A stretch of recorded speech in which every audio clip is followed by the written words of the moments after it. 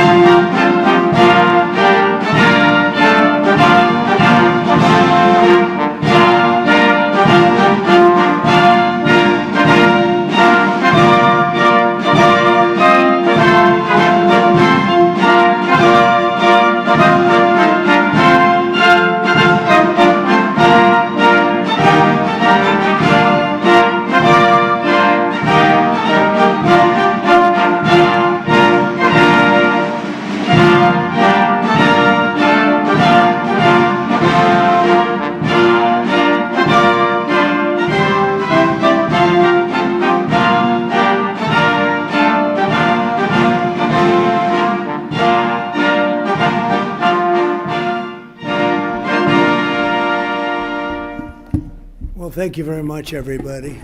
Thank you. What an honor.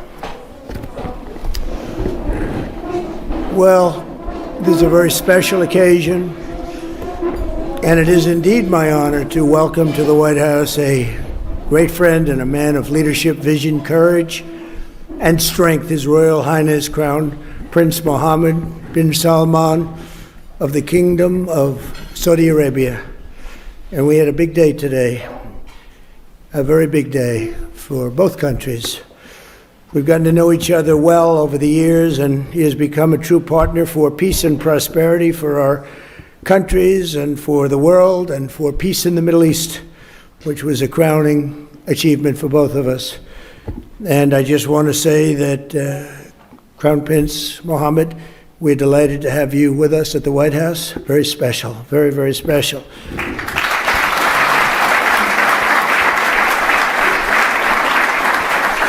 I'd like to also express my gratitude to our wonderful First Lady for organizing this beautiful evening. She worked hard on it. Thank you very much, Melania. Thank you.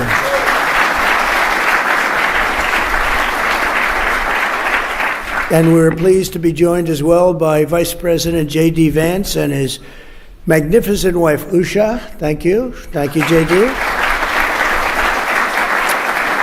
Speaker of the House, Mike Johnson, and his wife, Kelly. Thank you, Mike, wherever you may be. Thank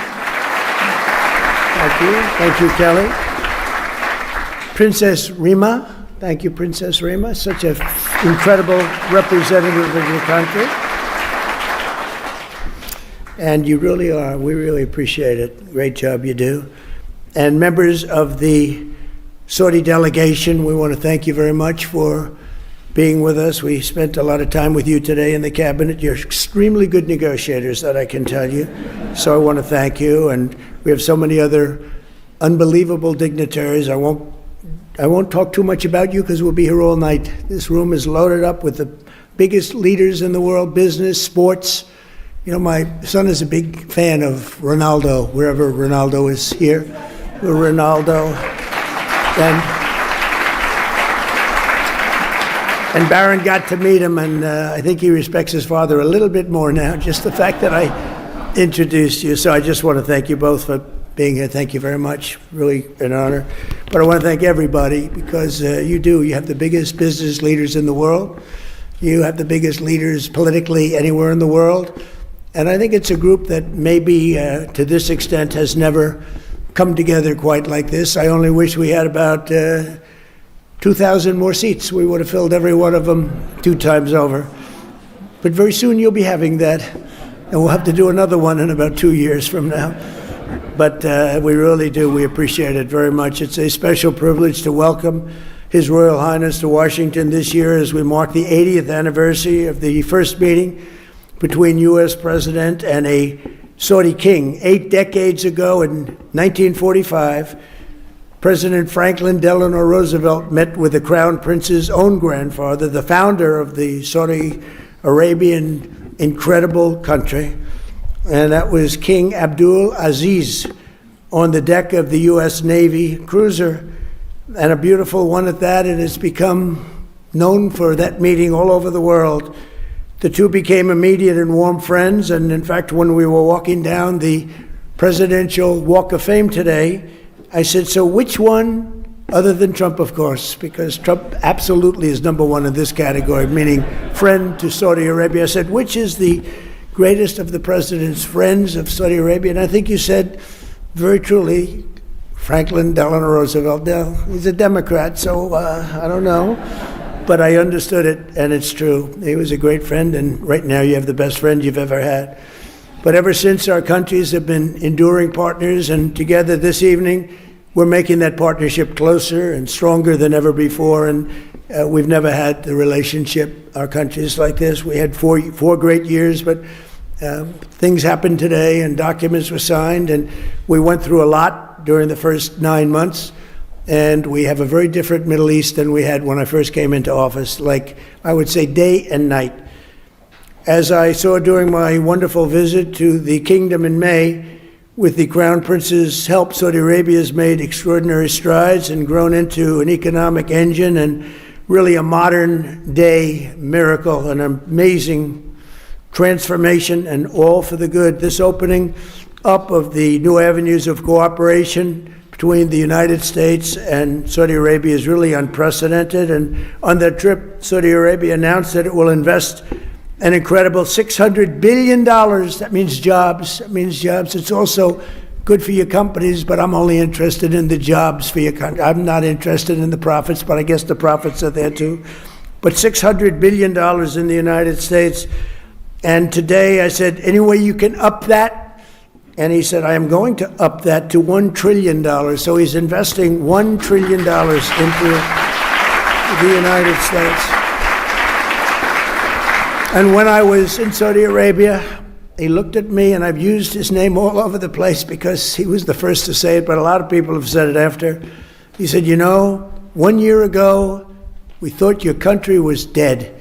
And now you have the hottest country anywhere in the world. We are the hottest country anywhere in the world right now. So I want to thank you for giving me one of the most effective lines that I have. And I quote you, and I quote some others, but I always put you up at top. But many people have said that. This week we're also signing exciting agreements on civil nuclear energy, critical minerals, and artificial intelligence, numbers that nobody's ever heard of before. And Jensen, I want to thank you. You had a great meeting of NVIDIA, wherever you may be, and I want to thank Tim Cook and Apple for all of the money that you're investing in the United States. They're both investing $600 billion, and we have numerous other companies in the room that are likewise investing large sums because they believe in what we are doing and what's taken place, this miracle that's taken place in the USA. Together, these will come together. We're going to have support the many thousands of American jobs that have been created and help solidify the USA and the world leader. We're really now by far the world leader in technology, and nobody even questions it. Advanced manufacturing and other vital industries. They were saying 2-3 years ago, when the country was really losing business, not gaining business, that we'll never be manufacturers again, we'll never be doing any of these businesses again, that are coming back to us in record numbers. AI plants, but maybe even most importantly, in a sense, the auto plants. They're all pouring back into the United States. And I have to say, because of tariffs, I'll also say because of November 5th, the election. But because of the tariffs, they're coming back. We have the head of Ford, we have the head of General Motors in the room, and their stock has gone through the roof because what I did with tariffs last week on certain kinds of vehicles, I won't get into it. It's called mid-sized trucks and large trucks. So I wanted to get into it because their stock went through the roof, and they were very happy. They did not really a hell of a lot of work. I gave it to them at their request, and for that, they get a big fat salary. But more importantly, they create jobs all over the country. It's been amazing. And the business you've gotten in the midsize and the large trucks because of what we did with tariffs is incredible. It's incredible. So I congratulate both companies, and thank you both for being here very much. And as we announced in May, Saudi Arabia is also making an enormous commitment to building up its own defense capabilities with the largest arms purchase in history, nearly $142 billion worth of American military equipment and services. And as I've said many times, and we've demonstrated just a short while ago, but quite a bit, We make the best military equipment in the world by far. We make the best jets, the best missiles. We make the best military equipment in the world. There's nothing even close. But this will mark and make both of our nations safer and cement the kingdom's role as a key force for stability and security in the Middle East. And they are, I think right now I can say, with what we did with our beautiful B-2 bombers going in and obliterating a very serious nuclear threat, which would have taken place in about a month from that date. They were ready to go. They're not ready to go anymore. They'd like very much to make a deal with us, and they call us, and we'll end up probably doing that. That's Iran. But when you really think about it, Your Majesty, I think that this is the best in terms of safety. Saudi Arabia has never been as safe as it is right now. You always had a little cloud over your head, and sometimes that cloud was very big. That cloud is not there anymore, and we want to keep it that way. So that's why tonight I'm pleased to announce that we're taking our military cooperation to even greater heights by formally designating Saudi Arabia as a major non-NATO ally, which is something that is very important to them. And I'm just telling you now for the first time, because I wanted to keep a little secret for tonight. I just heard him say, "Oh, that's nice." That's another point you won today. And signing a historic strategic defense agreement, which we just signed a little while ago. So congratulations. It's out there.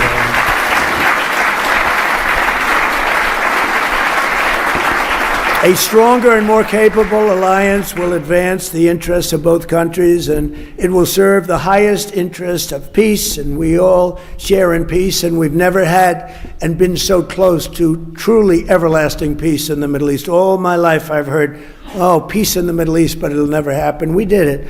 Now we have to make sure it matures properly and is really as strong as we think it can be, but we've gotten all good signals. I want to just thank you for all the help, too. I want to thank the Crown Prince for the role he played in the transformational peace deal that was achieved last month, and so many of the other things that happened to end the war in Gaza.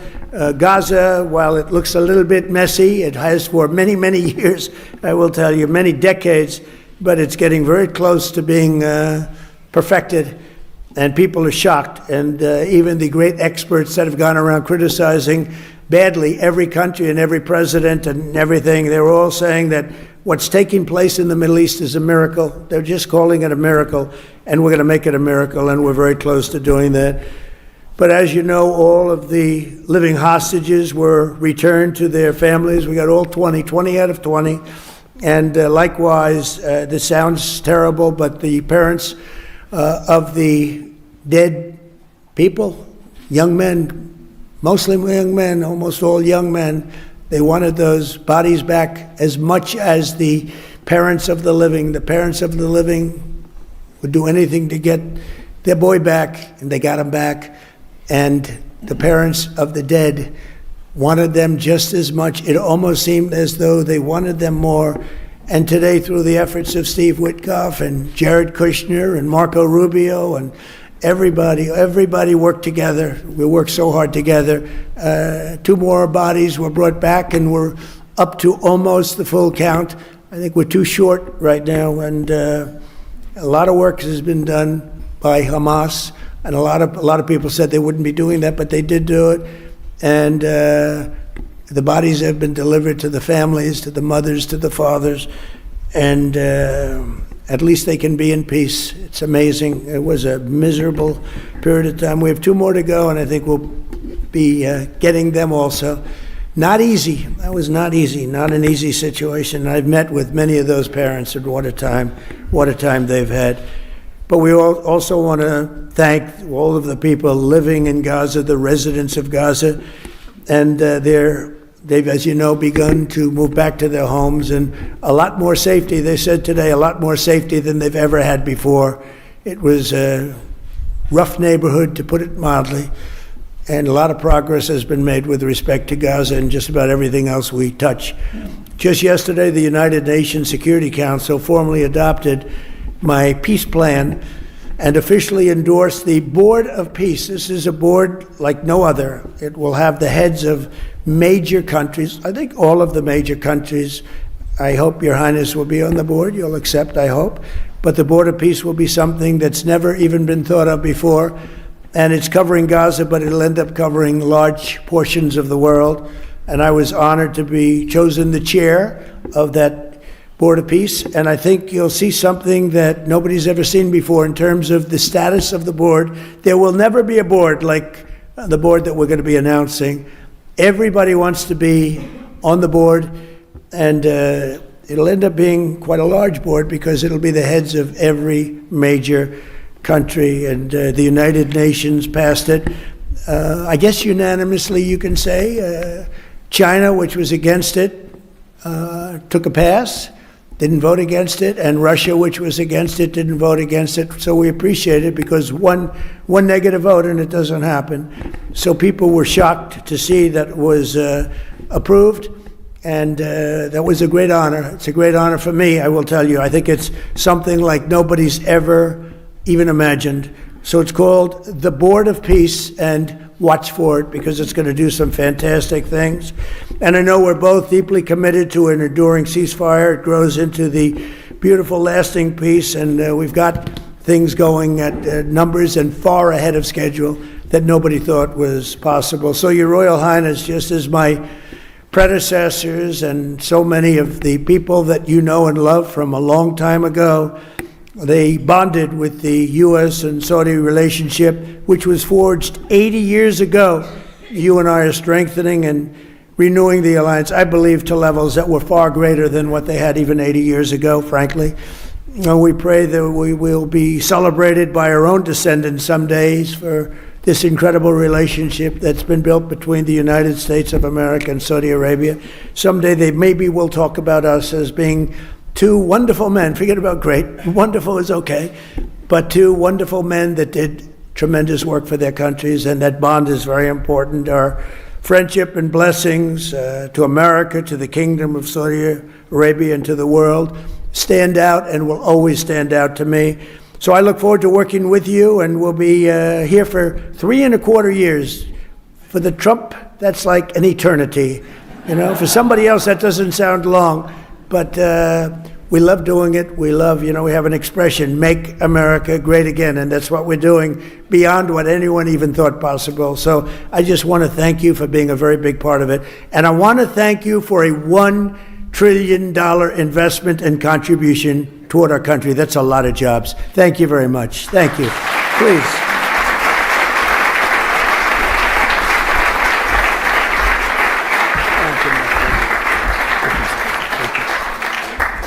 Well, it's too hard to speak after Mr. President. No one speaks better than him.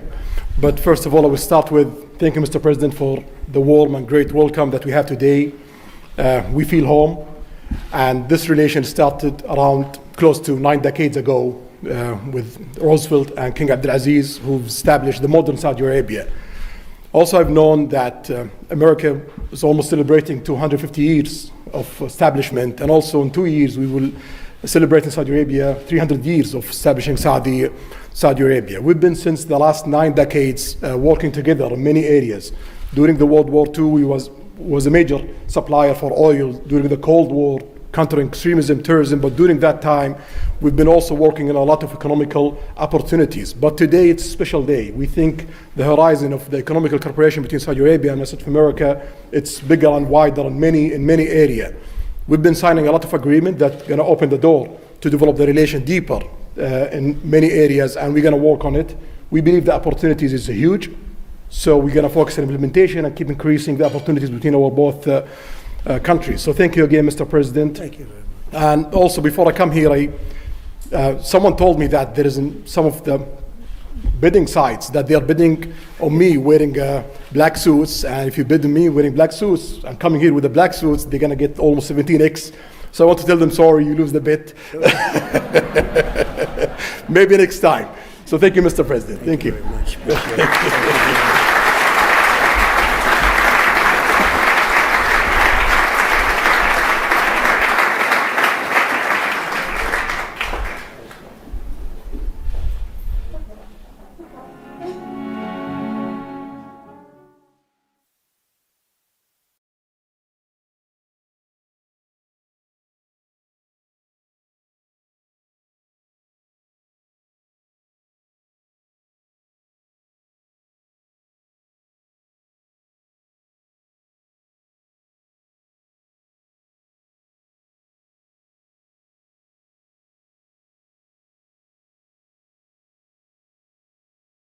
Distinguished guests, please rise for the entrance of the 45th and 47th President of the United States of America, President Donald J. Trump. And His Royal Highness, Prince Mohammed ibn Salman ibn Abdulaziz Al Saud, Crown Prince and Prime Minister of the Kingdom of Saudi Arabia.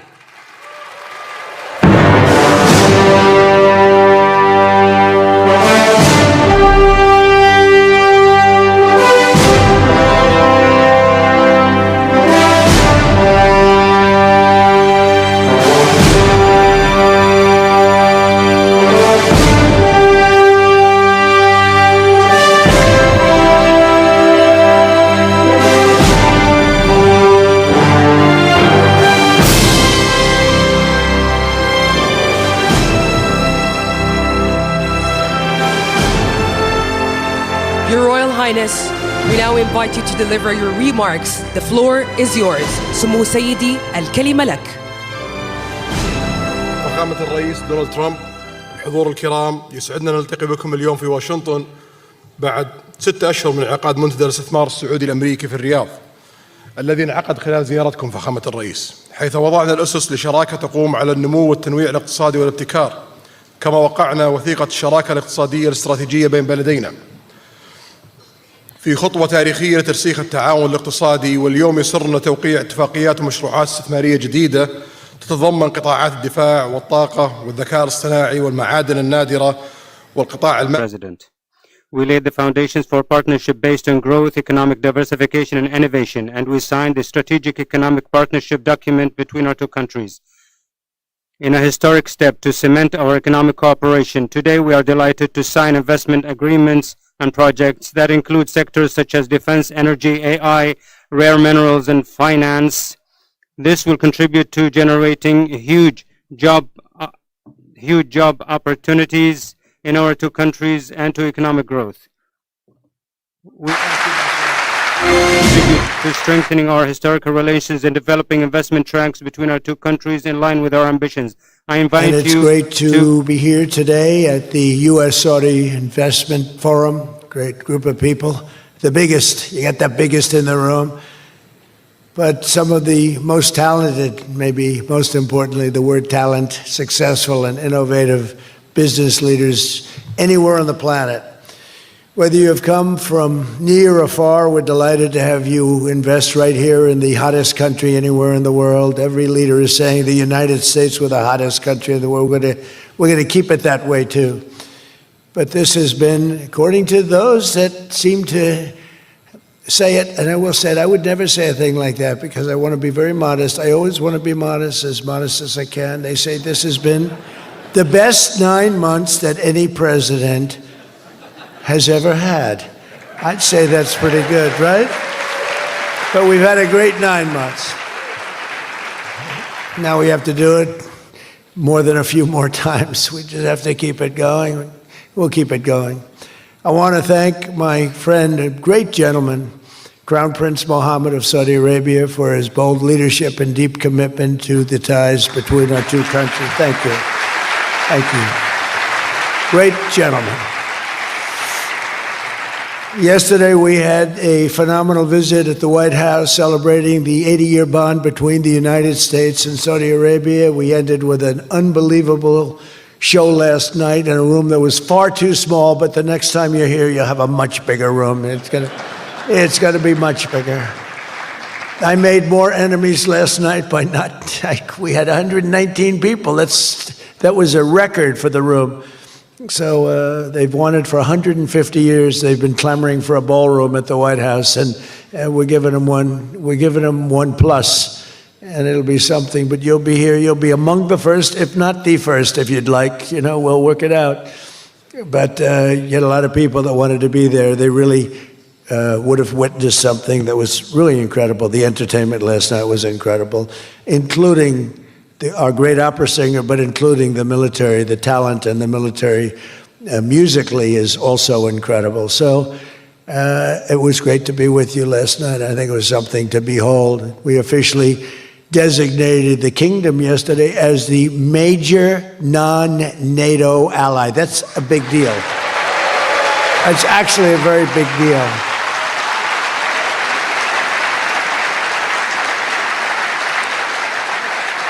It's a great honor. That happens seldom, very seldom, if at all. So I just want to congratulate you on that. That's a sign of trust.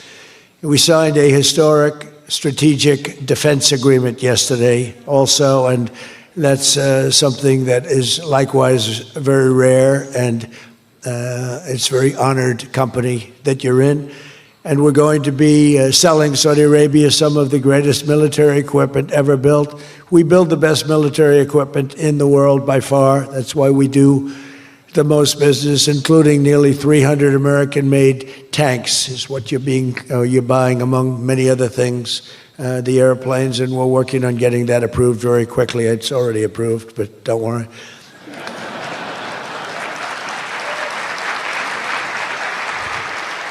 We have to go through a process. The process will take, Elon knows, the process will take about, would you say 24 hours? I think so. You're in good shape, very good shape. The partnership between our two nations is among the most consequential in the entire world, and together the Crown Prince and I are making an alliance stronger and more powerful than it's ever been before. We've had good relationships and frankly not good. You didn't have a good relationship with Barack Hussein Obama. You didn't have a good relationship with Sleepy Joe Biden. But you had a great relationship with me, and now it's as good as it was, probably even better if you think about it, because we took the dark cloud away from your country. It was called Iran and its nuclear capability, and we obliterated that very quickly and strongly and powerfully. But there was a real cloud over the whole Middle East, and now they want to make a deal. They want to make a deal. They want to see if they can work out a deal with us, and we'll be doing that probably. But that was a terrible cloud that you had to live with for a long time. 22 years they were thinking about doing that, the B-2s. That was even before the B-2s. Those B-2s, what machines they were, they flew in, they were undetectable, and they dropped their payload, and every single bomb hit its exact mark, which was a shaft going deep into the mountain.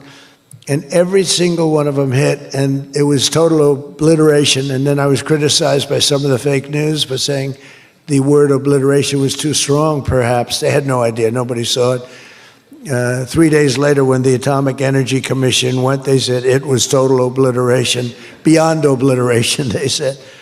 But they want to make a deal. We'll see what happens. This week, our countries also signed groundbreaking agreements on civil nuclear energy, critical minerals, and artificial intelligence. And I want to congratulate a lot of the great American leaders, business leaders that are in the room. And you'll do a great job for Saudi Arabia and for a lot of other people in the room that are buying your product, taking your product, and using your product. All of that is in addition to the $600 billion investment in the United States that Saudi Arabia announced during my unforgettable visit there last spring. Well, I said, could you try and get that up to $1 trillion?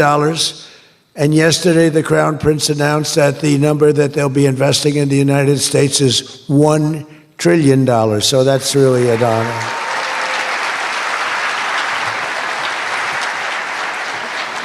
And we just took a picture backstage with some of the great business leaders and some of the great people, friends of mine from your country, and beautiful picture. And while we were taking the picture, I said, could you make it 1.5 trillion?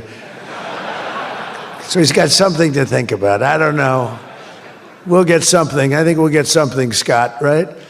But many of you in the room are playing a key role in making these projects happen, and we're told that $270 billion in agreements and sales are being signed between dozens of companies, and that's just happening today, $270 billion. That's big stuff. So on behalf of the thousands of American workers who I care about most, I want to thank you for bringing all those jobs and all those great opportunities to America and bringing great wealth to America. We've become a very wealthy country. We have a couple of little things. We're waiting for a decision. We hope that's going to be good, but if it's not, we always find ways, we find ways, but we've done things that nobody thought were possible. And We're taking in trillions and trillions of dollars. Tariffs have been, frankly, the best thing that's ever happened to our country. They've always been used against us, and we never had people that were smart enough to use them in the opposite direction. But now you do, and we have taken in trillions of dollars, and it's been absolutely amazing. We're going to be doing a dividend to the people, low and middle income, moderate income people, of at least $2,000. In addition to that, we'll be paying down debt very substantially. It's the kind of money we're taking in. And really, countries that took advantage of us are no longer taking advantage of us. Friends, some of our friends treated us far worse than our enemies on trade anyway, and we've got that all straightened out. And everybody's happy. They respect us again. You know, it's like one of those things. I think they like us better, and they actually respect us, and it works out much better for us, too. But I especially want to thank our numerous Saudi friends here today, including the ambassador to the United States, a friend of mine, Princess Rima. Thank you very much. Great job. Great representative you have. You sent a good representative. And many distinguished ministers and members of the cabinet, governor of the Public Investment Fund. Where's Yasser? Yasser's here someplace. Sometimes I see him dressed both ways. I don't know. It's cooler that way. I'd dress that way if I could. Yasser's terrific. He's a terrific man, actually. So thank you very much, Yasser. And Secretary Scott Bessent, who's been fantastic. Where's Scott? We're thinking about him for the Fed, but he wants no part of it. He likes being Secretary of the Treasury. I think we'll leave him. So let's cross your name off, right? Officially, right? Remember, you said that. I love the Fed job. To me, it's the easiest job in the world. You play golf for 28, 29 days, then you go and make a little speech, tell everybody, in the case of the current guy, the wrong information because he has no clue. But if you have good instincts, you know, it's all based on instincts. I see they want to hire 3,000 economists, 3,000, to report to the Fed chairman. What are they going to do? Take all this information? 3,000 economists. That's why they're spending $4 billion on renovating a building that should have cost $25 million to do. They should have spent $25 million. They're building a basement into the Potomac River. I could have told them that's very tough to do and it doesn't work and it's very expensive. But they're up to $4 billion headed by this clown. But we have 3,000, think of it. They want to hire 3,000 economists. So they took a poll and they interviewed 71 people. And of the 71 people, 2 people got it right. 2 people. One was a great economist whose name I won't tell you because I don't like him personally, but he is good. And the other one that got it the most right was a man named President Donald J. Trump. Do you believe it? And I didn't have an economist. Well, I had Scott.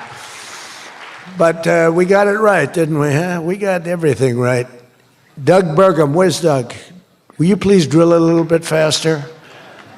Between him and I'll tell you, you and Chris was great on television, and he's setting records. They're setting records, but I'll never be satisfied. Drill, you know, we got elected. Drill we must, I called it. Drill, baby, drill. Con Edison, a great utility from New York many years ago, they used to have it said, drill we must and dig we must. So when they were digging in a road, they'd have a sign, dig we must. Well, now we're putting those utilities to shame because I'm allowing all of those AI plants that are being built to build their own electric generating force, and they're building them like nobody's ever seen, and they're coming up with ideas and new contraptions like nobody's ever seen. And this way they can't blame me for not producing electric. I said, you produce it yourself. And actually, they didn't believe I was saying that because nobody ever thought of a thing like that. They're building a massive plant. They were going to hook it up to a 200-year-old grid. And you know that wasn't going to work because there's no way of doing that. No way we could have done that. And I had the idea. This was my idea, approved by a couple of people. I said, why wouldn't that happen? They're building a plant for $50 billion. You know, if you build a shopping center for $50 million, it's okay. It's not a bad shopping center. 500 million, you're talking about top of the line. 50 billion. So when it was first explained they're spending 50 billion, I said, no, you mean 50 million. No, sir, we mean 50 billion. And then I saw some of them that were the size of Manhattan. I said, they did mean 50 billion. And I said, well, what you're going to do is with that, how would you like to build your own electric generating plant? And they looked at me like I was crazy, because something like that, they really didn't understand it. The smart guys, they didn't understand it. They said to me at the next meeting, sir, the biggest problem we have will be electricity. I said, you don't understand. I told you last week, you're going to build your own. I'm giving you approval to build your own plant, and you will be approved within a period of 2 to 3 weeks. It used to take 20 years prior to termination. In other words, you would wait 20 years and you wouldn't make it. You'd be voted down 5 to 4. I said, we're getting you approved in a 2-week, 3-week period. In fact, Lee Zeldin, one of the superstars of this administration, I said, Lee, if it's oil and gas, get them approved in 2 weeks. If it's nuclear, add another week. Because some are going nuclear, and they're doing, be careful, they better be careful, but they are going to be careful. They're the greatest people in the world. So now they come back and they actually believed it, and now they're being approved rapidly, and we have things being built, the likes of which nobody's ever seen. We're leading China by a lot in AI. And we're also bringing auto plants in from Canada and from Mexico. They took them, and they're all coming back. They're all coming back because of tariffs. If we didn't have tariffs, I mean, they like the fact that we won the election by a landslide on November 5th. That helped. But they're all coming back, and they're coming back from Germany and Japan. Toyota just announced, as you know, $10 billion worth of new plants. They just announced it last week I went to various countries, and Japan was one of them. And Toyota's coming in with a $10 billion investment in 4 or 5 plants. Now, we're going to be more advanced than we were. So we led the car industry like 100% 50 years ago. We led the chip industry 30, 40 years ago. We had 100%. Then people came in and started taking it. I don't blame them, Taiwan, etc. They took 100% because we had no president that protected our industry. If we would have said, it's wonderful that you're going to Taiwan, we think it's great, but when you sell your product back into this country, there will be a 250% tariff. Nobody would have left. Nobody would have left. And Intel would have been a giant. Intel would have been, where's Jensen? Intel would have blown, well, he now owns a big chunk of Intel. He's got it figured all different ways. Where are you, Jensen? Stand up. You have done such a good job. And you had a good 2 days, I understand, right? A good 2 days. How's Blackwell doing, okay? Any recent competitors? Anybody going to blow Blackwell away in the next week? They say 10 years. I don't know, maybe 2 years, 3 years. But you will not be stopping there. You'll be going further fast, right? An amazing job you've done. I want to thank Howard Lutnick and Christy Noem for being here. Christy, Howard, good job. Really good job. My daughter Tiffany's here with her great husband, Michael. Thank you very much, Tiffany. Thank you, honey. She was a great student. She went to Georgetown. She was a great, great student, and she finished really right at the top, and we were proud of you. And she was so proud, and her graduation got canceled because of COVID. But I say if her name were something else, they probably wouldn't have canceled it. They didn't like that she did so well in school. They weren't happy about it. I say they canceled your graduation because you were a great student, and they didn't want, but other than that, I have no problems. You see, I don't take anything personally. Anyway, great job. And of course, hundreds of the top minds in technology, finance, and private enterprise from both Saudi Arabia and the United States. But my message to all of the leaders and investors with us today, and they are the best in the world, is very simple. Under the Trump administration, America is back and America is open for business, and America is actually stronger than it's ever been before, ever. We rebuilt the military in my first term. Foolishly, we gave a little bit to Afghanistan, but not very much compared to what we built. But now we're building it at levels that we've never done before. And in addition to that, we're sending a lot out to our allies, and we're making it possible for them to get it. I want those companies to build more plants, to build it faster. We want them to build it faster. The biggest problem we have is we have a backlog because it's so good. Every country wants our missiles, our jets. They want everything we have, and we got to go faster. We just have a new plane, the F-47. It won a very strong competition. It's the newest, and that was won by Boeing. By the way, Boeing is doing an amazing job of coming back. Kelly is doing a great job. They're really moving, and it's really great to see. But they won the competition for the jet fighter, and they say it reaches levels that has never been reached, both in terms of stealth and speed and everything else that they go by. So they're just completing their factory, and they've already started work on the F-47. How did that number get chosen? I don't know, but I didn't pick it. I did not pick it. It was said, "Sir, we'd like to present you with the F-47. I said, "That's an unusual number. How did you pick that number?" After 4 years of economic nightmares under the previous regime, sleepy Joe Biden, he was a sleepy guy, wasn't he? Think he would have been here today? I don't think so.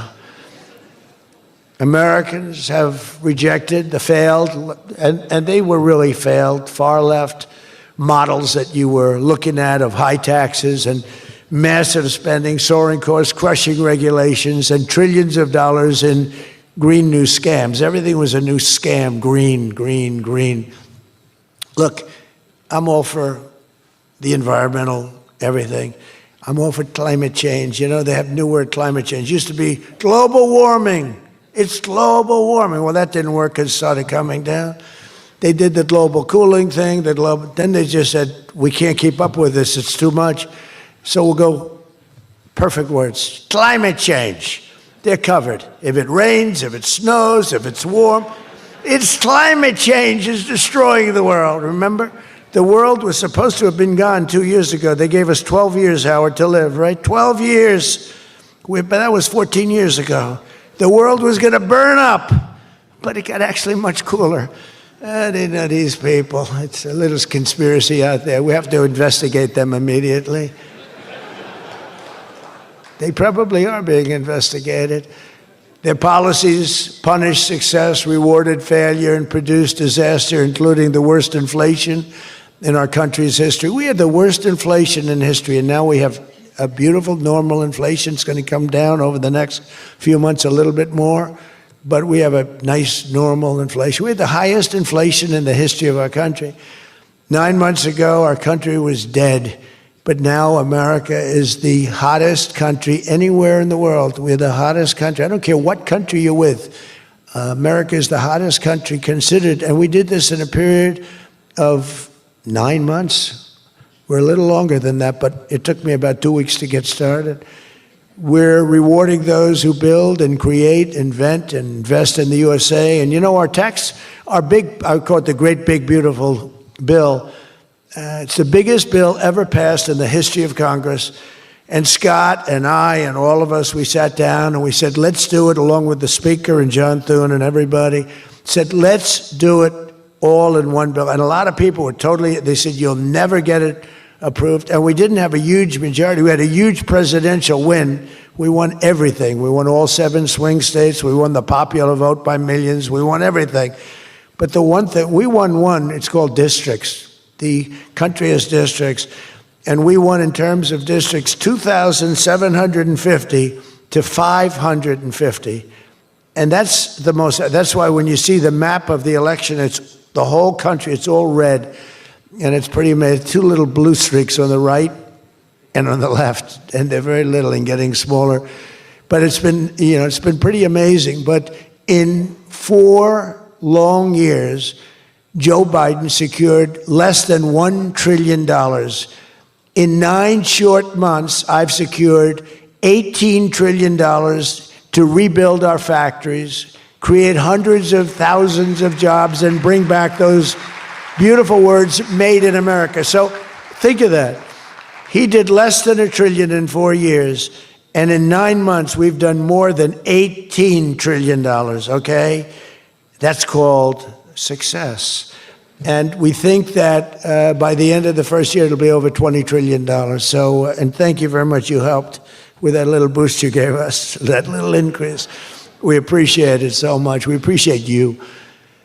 So as just one example, under the deals being signed this week, workers at GE Aerospace, I think he's here. Where is he? Stand up. What a job you've done with your new engines. And where are you? You're there. It's not a very good location for you. I thought you have been amazing. Great new engine that's supposed to be more efficient, more powerful, and less costly. That's not a bad combination. But GE Aerospace will soon be delivering dozens of new airplane engines for 787 Dreamliners in Saudi Arabia's commercial fleet. Big order. It was a big order just secured. Every new job and every new factory created by these announcements builds up our middle class and really strengthens the industrial backbone of America. And, you know, I view it differently. I used to view it as it's great, great, great. The stock goes up. I view it, everything is jobs now, because I don't care. I care about jobs. And we have more jobs. It was just announced we have more jobs right now than we've ever had in the history of our country. Those are big numbers. You know, it's like crazy. It's just a great stat. More jobs today than we've ever had in the history of our country. And we're going to be producing a lot more are coming. In my first term, we built the greatest economy in the history of the world, and now we're do it again, but this is really bigger and better and stronger. The first term, we had what was considered the best economy that any president has ever had. That's nice. And we got hit with COVID, remember, and we did a great job with COVID, but that was a horrible thing for the whole world. The whole world suffered. Your country suffered. Everybody suffered. And despite that, we had the greatest economy. And before that, forget it. We blew it off the charts. I'll never forget, I met with pollsters the day before I got the news about COVID, but I met with 2 pollsters because we were starting to think about the next election. They said, sir, if George Washington and Abraham Lincoln came back from the dead and they aligned and they went for the president, vice president as a combination, you'd be beating them by 25 points. And then the next day I was told that something strange is happening. There's a lot of death being reported in a certain country. I won't tell you which one because that country is well represented here, but you know which one. And thousands and thousands of people are dying. And I said, that's strange. What would that be? And it turned out to be a disaster for the world. There's, nothing has been seen like that since 1917. I always thought that when I heard, pandemic or anything you want to call it, but I always thought that was like an ancient phenomena, that could never happen in modern times, but it did. But we did a great job with all of the things that we did with the vaccines, with so many of the drugs that we came up with, making you better. Regeneron is an example. Regeneron was fantastic. I give them great credit for what they did. But we did great, and then we started doing the gowns and the masks and the goggles and the ventilators. We were sending ventilators all over the world. We became the king of ventilators. But what a period of time that was for all of us. But despite that, we had the greatest economy in the history we had the greatest economy in the history of the world. And I'll tell you, it was an amazing time. But this looks like it's going to be blowing it away, because when these plants, which are being built now, and many are going to be started very shortly, but when they open, we're going to see numbers the likes of which nobody's ever seen before. And, in some cases, you're building extremely complex plants. You're building plants to make computers and to make telephones, to make a lot of different things, missiles. But you're building plants that make things that are very detailed, and you have to have great knowledge. And you're coming here and you find, if we don't have people that did that before, we are allowing you, and I may take a little heat. I always take a little heat from my people, the people that love me and the people that I love. They happen to be toward the right of center, toward the right. Sometimes they're way right. But If you have to bring people to get those plants opened, we want you to do that, and we want those people to teach our people how to make computer chips and how to make other things. You can't come in, and I'm explaining, you can't come in, open up a massive computer chip factory for billions and billions of dollars like is being done in Arizona, and think you're going to hire people off an unemployment line to run it. They're going to have to bring thousands of people with them, and I'm going to welcome those people. Now, I love my conservative friends. I love MAGA, but this is MAGA. And those people are going to teach our people how to make computer chips, and in a short period of time, our people are going to be doing great, and those people can go home where they probably always want to be. You know, when people are born someplace, they tend to want to go, and we have the greatest country in the world, but they want to go. But they're going to do. We had one case in Georgia where a battery factory, batteries are very dangerous to make. They're complex, much more complex than people understand. And they spent $1 billion to build a factory, and they were told to get out. And I said, stop it. Don't be stupid. And we worked it out. And now they're teaching our people how to do it. But they're going to have to spend, Jensen, I don't think you can open up a big plant with your friend from Taiwan where we're going to have 40 or 50% of the computer chip business at I don't think you can do that with people that don't even know what a chip looks like. Do you agree with that? So somehow, you know, the people that are against this are really, really smart. They're unbelievable patriots, but they just don't understand. Our people have to be taught. This is something they've never done. And we're not going to be successful if we don't allow people that invest billions of dollars in plant and equipment to bring a lot of their people from their country to get that plant open, operating, and working. I'm sorry. So my poll numbers just went down, but with smart people, they've gone way up. They've gone way up. And I mean that. So for those of you that are doing the plants, you're going to have all the help you need, and you're going to do a great job. And you're going to teach our people how to do it, and our people are going to be just as good as your people ever were in not such a long period of time. Since the election, the stock market has set, and this is a little more than 9 months, 46 all-time record highs. And the growth is now amazing, and it's lifting up the Americans and American economy like nobody's ever seen before. It's the biggest, there's never been a period of time like this. Wages for hourly workers are rising at the fastest pace in 60 years, and real wages for construction workers are up $2,200 a year, and that's good, and that's spending. They're going to spend, they're going to buy many of the things that you're making. In 9 months, we've lifted over 600,000 Americans off food stamps, and that's happening rapidly.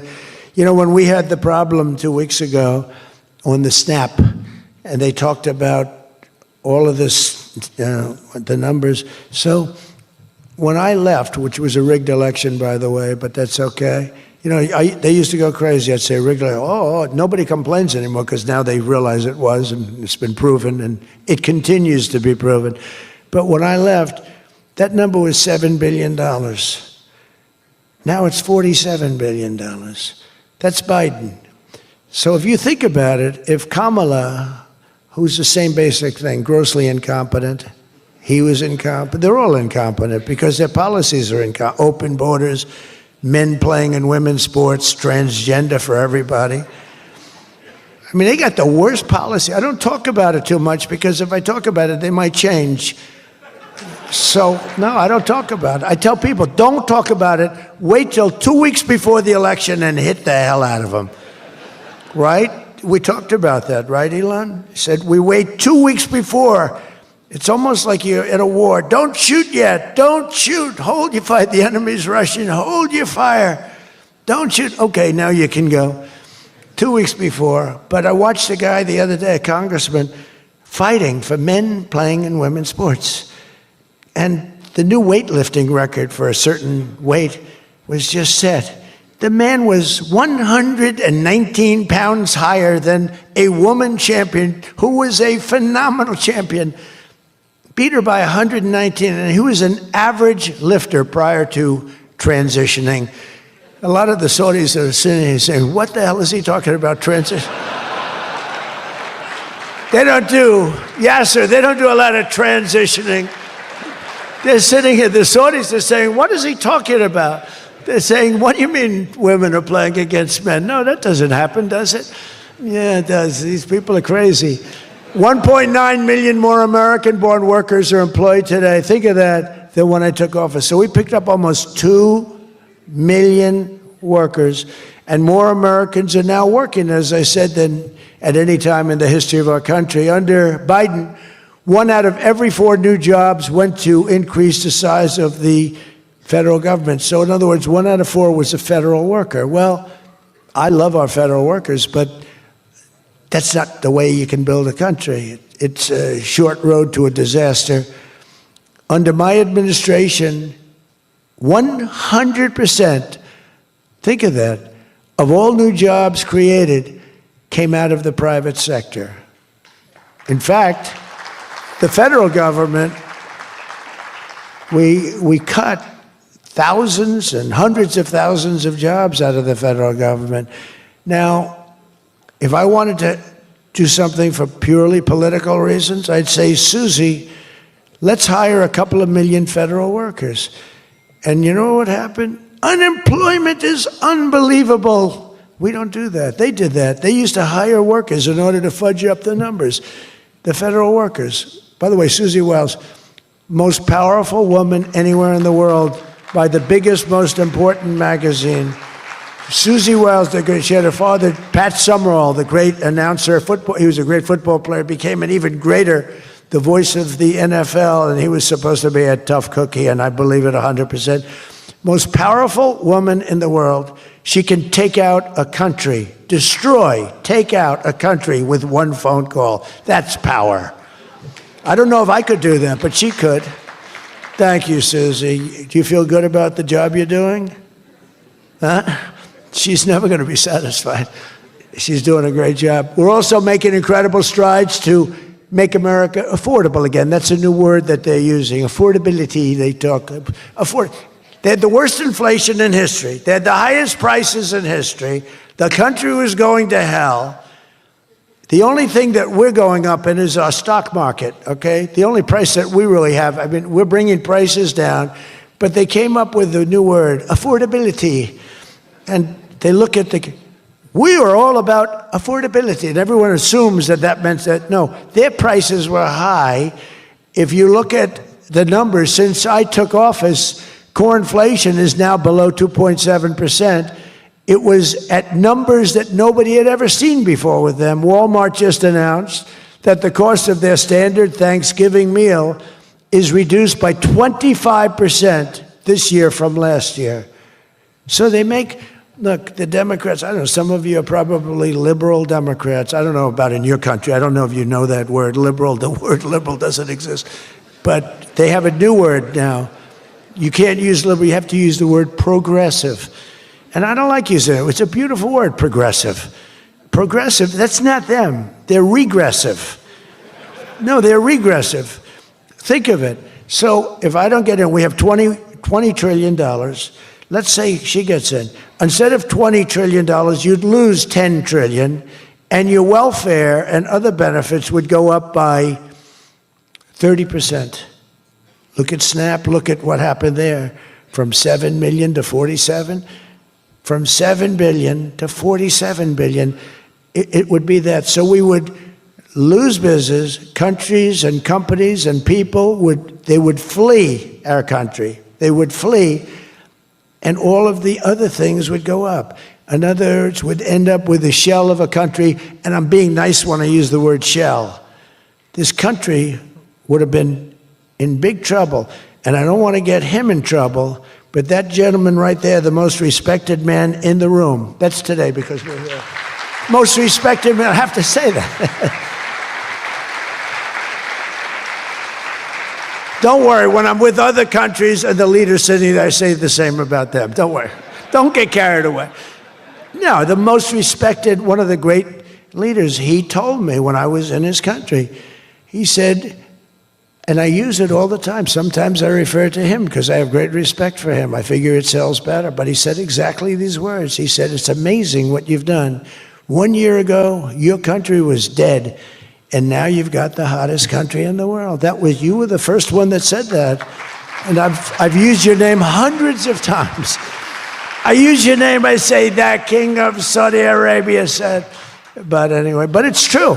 We were a country that was in really bad trouble. We were a country that would have been dead, I believe, within a year or 2 years after the election. We were headed in a very bad direction. And now we're headed in the best direction, I think, that we've ever been headed. According to the USDA, Turkey is down, think of that, 33%. And I'm not talking about the country of Turkey. He's doing fine. Erdogan is doing good. Just want to, I don't want him calling me. I'm not down 33%. He's a friend of ours. We got to take care of our friends. Since March, egg prices are down 86%. Think of 86%. Many other prices are down in a similar number. When I first came into office, my first 3 days, I had a news conference, and they started screaming at me. Those people, that's a lot of people back there. Look at all the fake news. They started screaming at me, eggs, eggs. I didn't know anything about it. I said, what's going on with eggs? They're up quadruple. I said, I've only been here for 3 days. And we'll work on it. And we got them down very substantially. They said, don't buy eggs for Easter. At the White House, we have an Easter egg hunt. We buy thousands of eggs. The people come from all over, thousands. They asked me, sir, would it be possible this year to buy plastic eggs? I said, I'm not buying plastic eggs. The kids are going to pick up an egg. They're going to, what the hell kind of an egg is this? And we bought maximum number of regular eggs, and we got the prices. Brooke Rollins did a great job, Department of Agriculture. She did a fantastic job. And eggs are way down now. Mortgage rates are down despite the Fed. Scott, you got to work on this guy. He's got some real mental problems.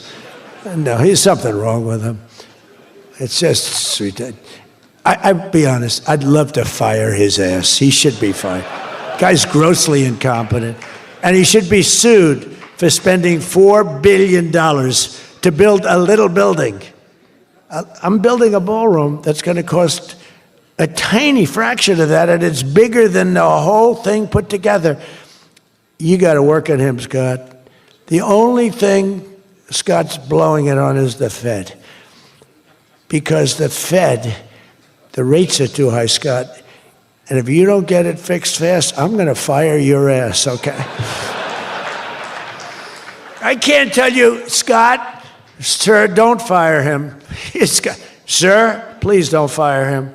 He's got 3 months to go. Don't fire him. I want to get him out, Scott. Please. He's a voice of reason. You're very lucky you have him, I'll tell you that. You've done a good job. I think Howard's a little bit more for firing him.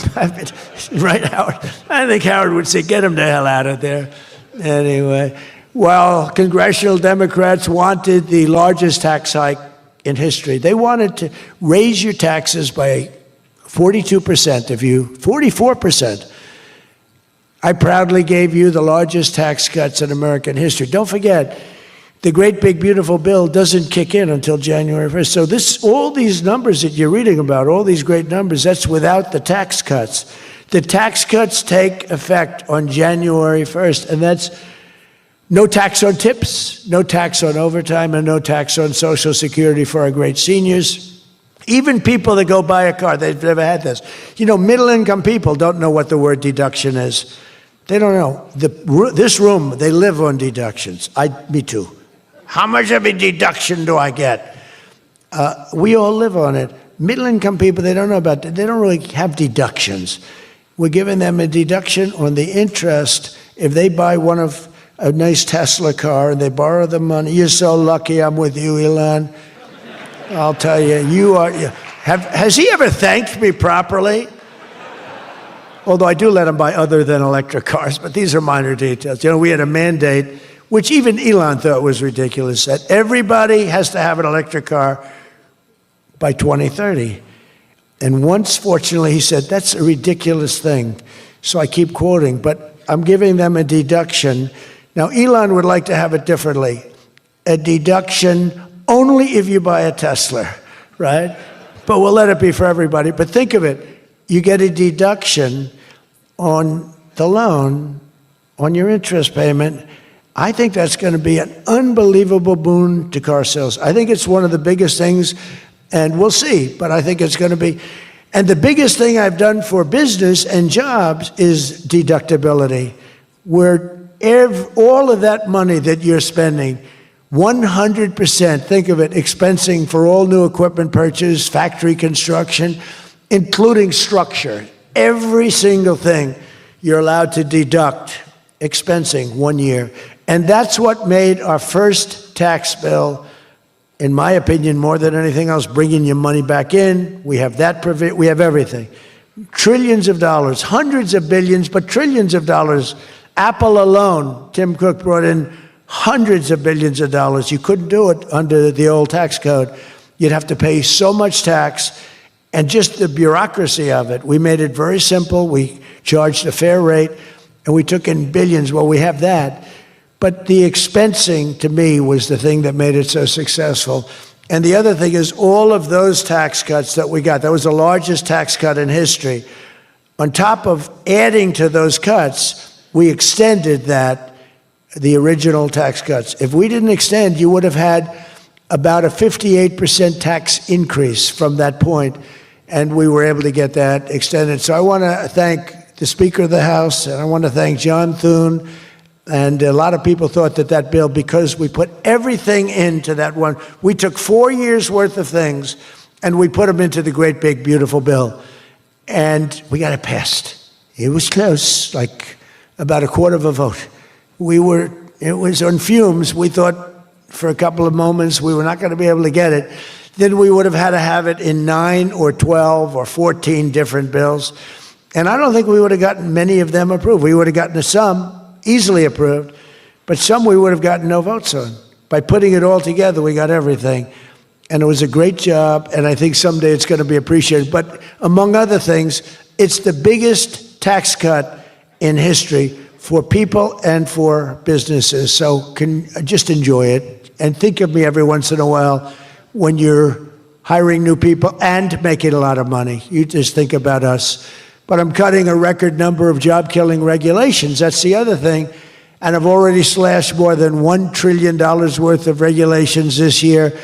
My last term, I gave the largest regulation cut in history, and now we're doing it again. In fact, for every new regulation, they're mandated to cut 10. And so far, it's for every new regulation, they've cut 30. So they have the idea. And very importantly, we stopped Joe Biden's radical crusade to kill oil and natural gas. Somehow, I don't think Saudi Arabia would have liked me too much if we had decided to kill oil and natural gas. There's nothing like it. It works. Windmills don't work. Other things, I don't want to get into it too much, but they don't work. What does work is natural gas, oil, nuclear, and other things. But the windmills are a disaster. I am the biggest negative person on windmills. They ruin your locations. They ruin. When I look at some of these countrysides that are littered with windmills, and every time it goes around, you lose money. The country loses money. It's a disaster. And I just hope that some of these countries that are losing their ass, we have countries that are going bankrupt because they're putting windmills all over the place. You're supposed to make money with energy, not lose money with energy. And we talk about oil, and we talk even clean, beautiful coal. I said, you're not allowed to mention the word coal unless you precede it by saying clean, beautiful. So I have my people in the office, they're talking about coal, right? And they're going, sir, a clean, beautiful coal is doing very well, sir. And then 2 minutes later, clean, beautiful coal. Then he mentions the third time, sir, coal. No, it's clean and beautiful. Because it needs a public relations help. Coal needs a little help, public relations-wise. So we refer to it as clean, beautiful coal, and it does have its place, that I can tell you.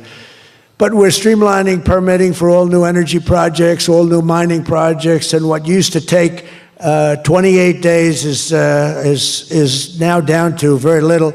But we had times when not 28 days, We had times when things would take 14, 15, 16, and even 20 years to get approved.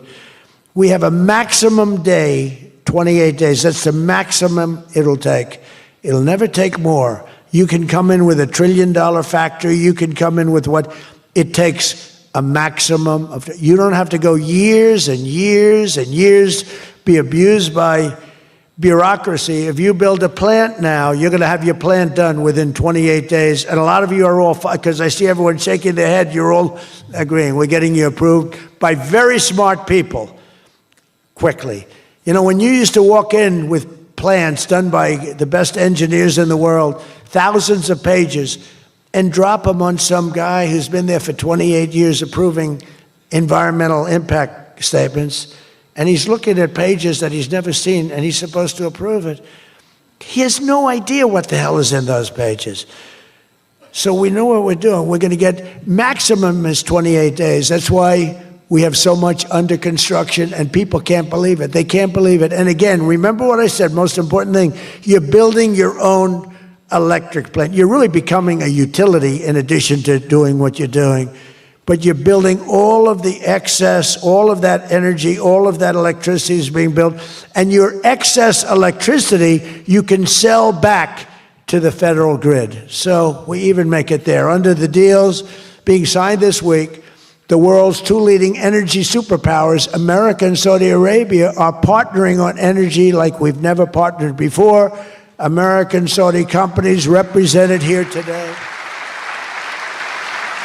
are joining on liquefied natural gas, infrastructure, constructions, and making both of our energy sections. I mean, our sectors are becoming so strong. Just a quick story. In Louisiana, when I first time I got there were two massive LNG plants. One was under review for 14 years and was being rejected. The other one was for 18 years. The people of Louisiana, Doug, you know exactly what I'm talking about. And one was $20 billion, one was $24 billion, like the biggest things, like 3 Empire State Buildings lying on its side. It was massive. And I said, whatever happened with those plants? Well, sir, they're under review. How long has it been? 14 years and 17 years. And they had given up. Massive investments were being made by other countries and the richest people. They couldn't get them approved. I got myself involved. Right, Doug? The first one, I got approved in 1 day. The second one, I got a little cocky. I took my time. It took me 1 week. And they're both operating today, and they're tremendously successful. I got one, think of it. After 14 years, I was in office. I got involved. I got it done in 1 day. And it's been a tremendous success and made a lot of money for our country and for a lot of other people. And the other one took 1 week to get done. That one was under review, I think, for 14 or 15 years, both of them.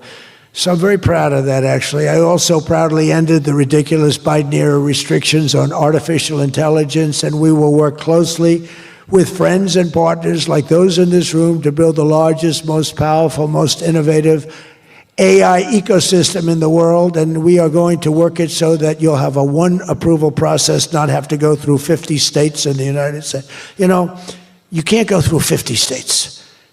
You have to get one approval. 50 states is a disaster because you'll have one woke state and you'll have to do all woke. You'll be back into the woke business. We don't have woke anymore in this country. It's virtually illegal. But you'll have a couple of wokesters, and we don't want to do that. We want to get the AI done, and I'm working with David. David's done a fantastic job. If he's here, I think he is. He is. Thank you. David's done a fantastic job. But we want one approval, one, and hopefully you have the right guy in the federal government. Hopefully you have the right president, but you have one approval, one approving body, not 50, not, you know, hundreds of people all over the country looking at what you're doing. And basically you're forced to take the worst and the most onerous, right, Jensen? Are you happy with that, Jensen? Thank you. If Jensen's happy, I'm happy. But what's very important, we have to do that. And we have a couple of very good, very well-meaning senators that think every state should have a right to approve. We're not going to do that because that will not allow you to do what we have to do. And we'll get that straightened out. Together, the United States and Saudi Arabia are unleashing really the most incredible new prosperity together. And we're also making history and forging peace. And I've settled 8 raging conflicts, 8 wars. I've settled 8 wars. I have 1 to go. You know what that one is. I thought that was going to be my easy one because I have a good relationship with President Putin, but I'm a little disappointed in President Putin right now. He knows that. I thought that was going to be the easy one. I settled 1 war, 36 years. I got it done in 1 day. I had another one, 32 years, millions of people killed. Even Congo and the Rwanda, they had 10 million people killed. It was out of control. I got that settled. I have a man's father who happens to be in this room doing a great job, right? Got that settled. I settled 8 wars, and I'll tell you, His Majesty would like me to do something very powerful having to do with Sudan. It was not on my my charts to be involved in that. I thought it was just something that was crazy and out of control. But I just see how important that is to you and to a lot of your friends in the room. Sudan, and we're going to start working on Sudan. I didn't think that that was one that was going to be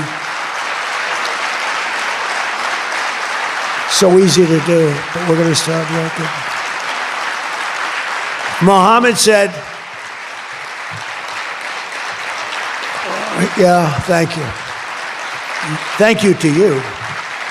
No, it wasn't on my charts because I'm good at settling disputes, and I've always been. I've done very well with that over the years, even before this. But I was talking about the different wars, and look, India, Pakistan, they were going to go at it, nuclear weapons. I said, that's okay, you can go at it, but I'm putting a 350% tariff on each country, no more trade with the United States. No, you can't do that.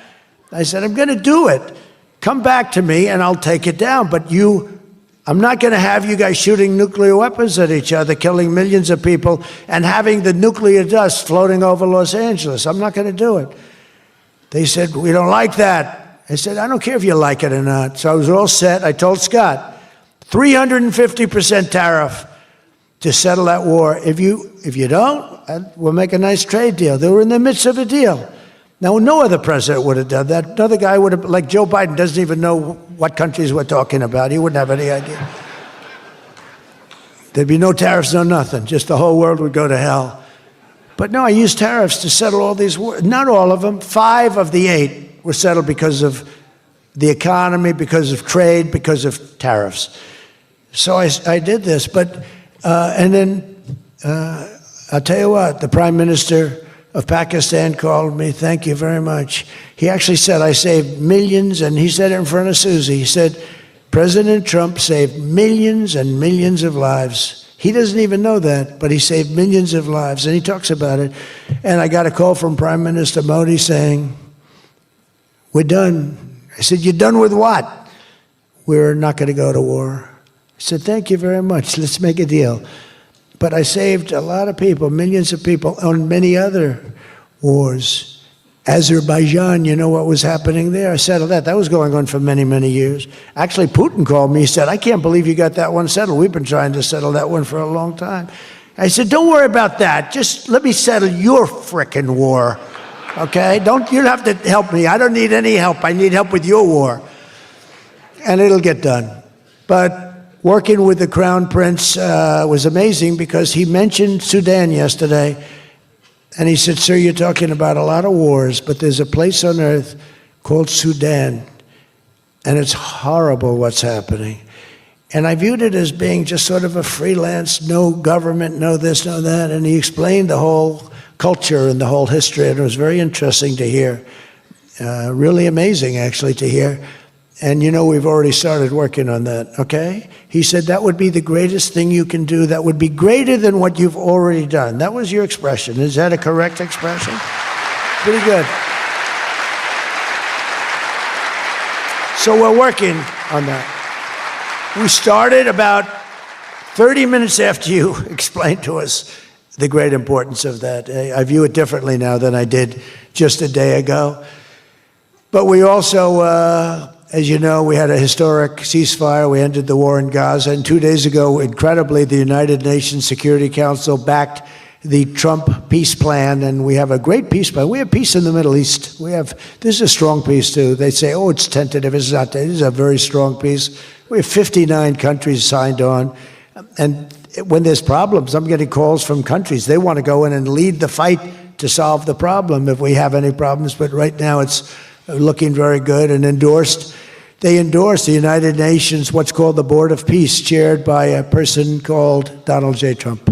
I accepted the chairmanship. They asked me to be chairman. That's what I needed. It's just a little more work, but it's a great honor. That'll be the greatest board ever assembled. When you see this board will blow every board away. And I believe we're going to be lucky enough to have the Crown Prince be a very distinguished member of the board. But we're going to have the heads of the Board of Peace, and I think it will go long beyond Gaza and the Middle East. I can see that going long beyond. There'll never be anything like this in terms of, I know you all have wonderful boards, but this is going to blow it away. It's going to blow them all away, and it's going to do some really good. So in the coming months, the Crown Prince and I are going to ensure that the ceasefire and everything else that's going on that's so positive in the Middle East, hard to believe. I mean, I've grown up, peace in the Middle East. I used to have peace in the Middle East, but never happened. We have peace in the Middle East. It's an amazing thing. Nobody thought, 3,000 years they talked. Nobody thought it would happen. In just 9 months, our administration has achieved more than most other administrations achieve in 8 years. And we're leading again in just every country. We want to win. We want to win for you. We want to win for ourselves. We want to help our allies. We want to change our enemies. We want to change our enemies. I'm being nice when I say it that way, but we want to change them. And if they don't change, we're going to be nasty. But hopefully we're not going to have to be nasty. But we want the world to prosper. We want the world to be safe. Our alliances are flourishing like they haven't before. And, you know, they're respecting America again. They didn't respect us. We were like a bunch of stupid people. We had a president that couldn't get up and talk, couldn't walk up a flight of stairs. We had people that didn't know what the hell they were doing. We were an embarrassment all over the world.